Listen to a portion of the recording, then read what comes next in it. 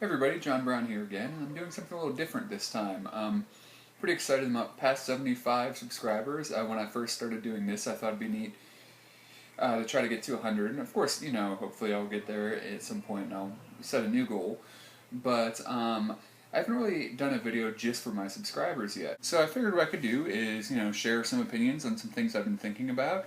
Talk a little bit about stuff from GenCon, and hopefully you guys will give me some feedback on what you think and what you might want to hear about. First of all, if any of you are interested, my background in kind of board gaming, I grew up from the days of the Atari and my Apple IIe, playing video games, and like many board gamers, I found out that was my main hobby until I kind of came across the modern, the German, the designer board games, whatever you want to call it. And I really enjoyed those video games. And then at one point when my son was about 4, so this is about 4 years ago, I just kind of on a whim remembered seeing this thing called HeroScape in stores, and I thought it looked pretty cool. But I read the back of the box, and it seems like kind of for younger kids or whatever. And back when HeroScape first came out, and I didn't have a son at that point, and I thought, I'm like, maybe I can see if I can track those down, and I looked into it, and it's like, oh, I can get them off eBay or whatever, but they're kind of expensive. So looking for information on it, and actually came across a Dice Tower, and of course Tom Vassell had done a extensive video series on how to play the game and everything. I was like, wow, that seems really cool. So I want to thank Tom Vassell, first of all.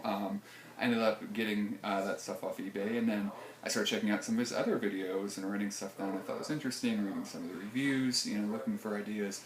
I eventually came across, Scott Nicholson, Jeremy Salinas, a lot of the other kind of early guys that did pioneer in video reviewing. And I just fell in love with the hobby almost instantaneously. Not only was it something that was more interactive or whatever, I ended up finding a great gaming group in Grove City who I love playing with, but that real actual human interaction, and also ability to, not that winning is important to me, but kind of test yourself against other people instead of an AI. People who are actually there, not somebody who is somewhere else. And in general, I am terrible at online video gaming. I mean, I remember one of my first experiences, I played quite a bit of StarCraft, and I was like, I'll try playing online, and died in about 3 seconds. I'm like, what just happened? And people played a lot and have macros and this and that, and it's just like, I just want to play it fun. And board game is something where I found a pretty open and inviting community too. I know Rodney Smith did a talk and talkback episode on how the board gaming community in general is a little bit more inviting and accepting than some other communities, which is also something I appreciate. So that was kind of my start. Initially I wanted to do one of these videos a while back, and one of the things I wanted to talk about, kind of getting into the topics I want to talk about now, is the more serious games that I was starting to see. And this was around a time when games like Freedom, Underground Railroad, and stuff like that were coming out. And it's a trend that I find interesting in board gaming, and kind of, I thought, it's kind of an interesting counterpoint here, where recently, at least in comments, shared my opinions on Rahdo's final thoughts of Five Tribes, where he was talking about the slave card and how he thought that seemed out of place. And several people commented, reacting, saying, oh, you American PC, whatever, everybody overreacts and this, it happened and all this. And I felt like that was, I didn't get that reaction by the people who said that. Rahdo wasn't saying that, oh, you can't have slavery in a game. It's just that card seems so dark. Just how it worked in the game, the depiction of it, that downtroddenness. Yes, you're sacrificing people, you're doing all this stuff, but it's little wooden meeples, and it all, yes, there are assassins, but it all has this silly, light tone. Whereas in the tone of that card, showing someone with their head down and chains and all that, and a very realistic depiction, it's not that you can't deal with slavery in a game, it's just the other elements, like the assassinations and that, were done in a very simple, lighthearted, oh, you're just getting rid of this meeple off of a board, where that was a very serious and dark depiction. And it wasn't that it can't be done, but that it didn't match the theme of the game. And as a critic, he was pointing out you know, this isn't consistency in theme. And people were attacking him as if he had, you know, oh, you know, you need to deal with it and whatever. And I had to comment because I felt like people were misunderstanding what he was trying to say. It's not saying you can't deal with it, it's that it doesn't make sense in this. The tone of it, you know, is out of place, basically. And as a critic, I think it's something to point out. I don't know. But it reminded me of something I was thinking about doing a video blog a while ago about, you know, this whole idea. So here's two games that in some ways kind of dealt with that and the exploitation of people and that. And Freedom obviously took it from a, you know, the side of, you know, looking at the positives of, you know, there were people trying to help people escape and things like that. And you have a game like Archipelago where you can exploit people and it's very unabashedly done.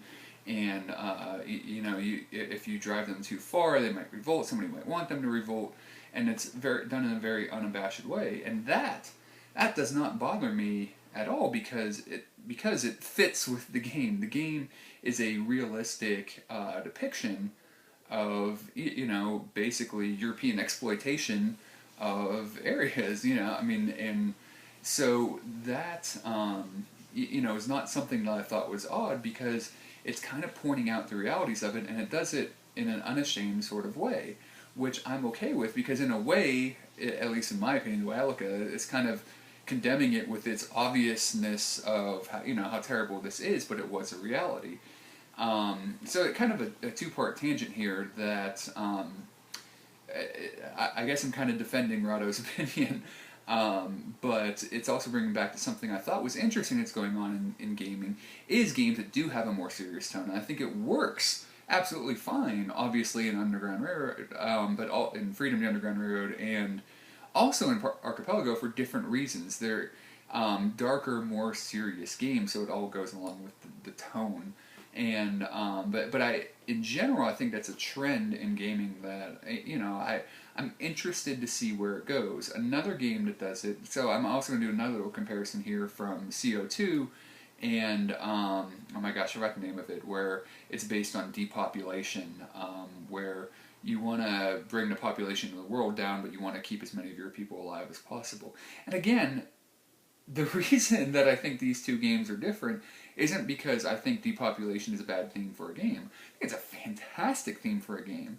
The game itself was very sort of take that silliness though, and I don't feel like the theme that could be taken more seriously and could have made a very interesting game ended up making a board game almost like Munchkin, like just take that. And so I was kind of disappointed with that game, not because I think it's a bad theme, because I was looking forward to so much more because I thought the theme was actually fascinating.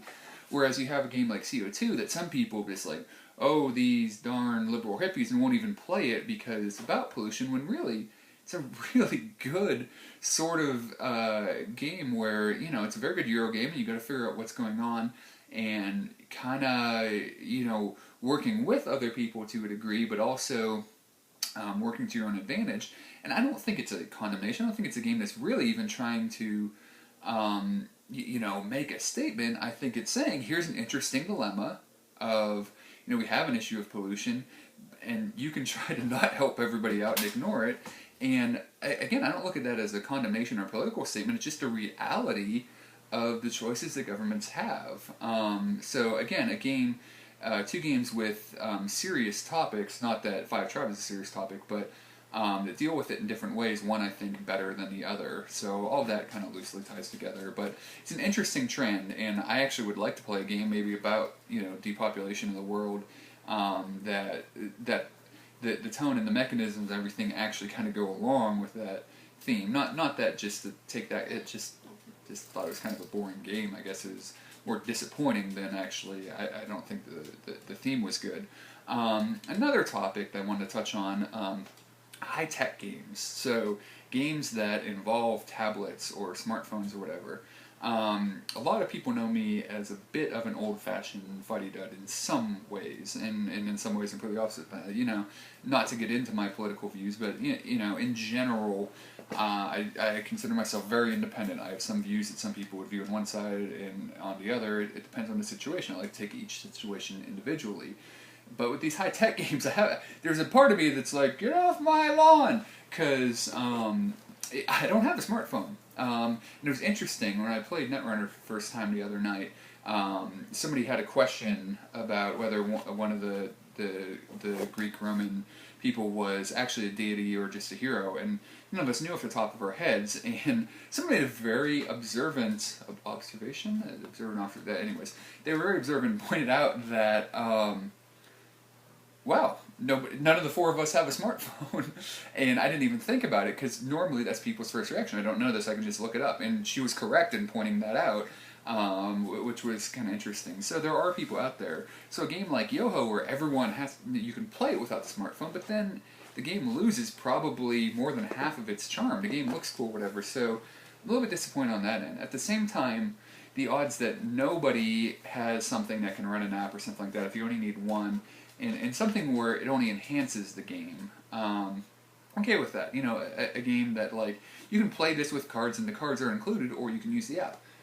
Okay, that's a cool idea. I kind of got to see XCOM before I decide on it. So I have very mixed feelings on it, but one of my friends pointed out something that I didn't even really think about, that I think is an interesting argument against these things, in that, let's say I have a game I really enjoy, and I want to play it 20 years from now. What if nobody has anything that will run what the game could technically become obsolete the way that video games can become obsolete, and then we have to hope that they come out on GOG, which should make an enhanced edition of TIE Fighter and X-Wing, just saying.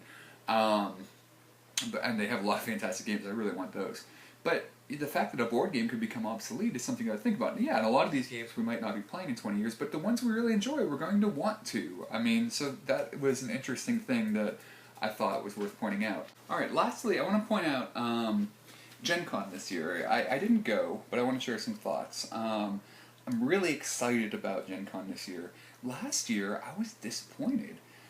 Trains was pretty neat, but and here's the thing, I didn't think I was going to like it, because it seemed like Dominion with a board.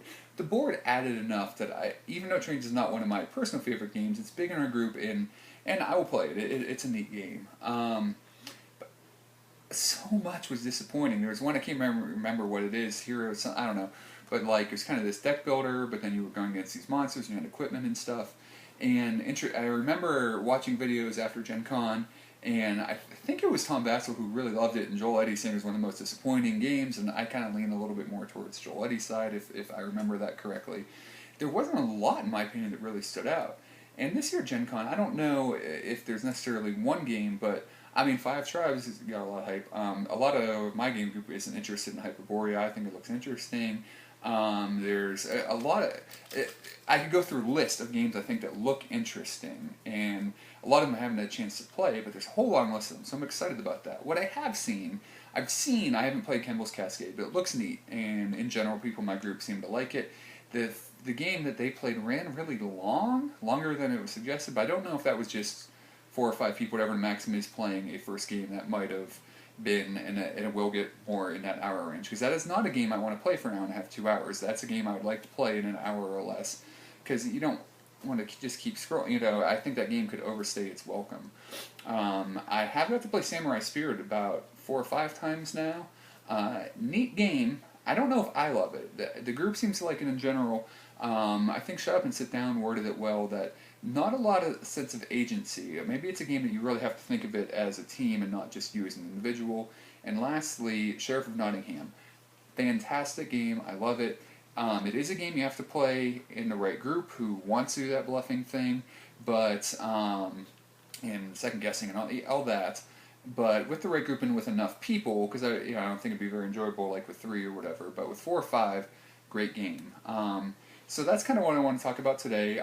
If you guys have anything that you might want to hear my opinions on or whatever, you have anything you want to share, what you're excited about Gen Con, you want to tell me I'm an idiot for the opinions I've shared, hopefully you can do it in a reasonable way. But, and if this is something that you are interested in, let me know some more ideas you might want to hear about. And I want to thank you all for subscribing. Alright, and we'll talk to you guys again soon. Alright, bye.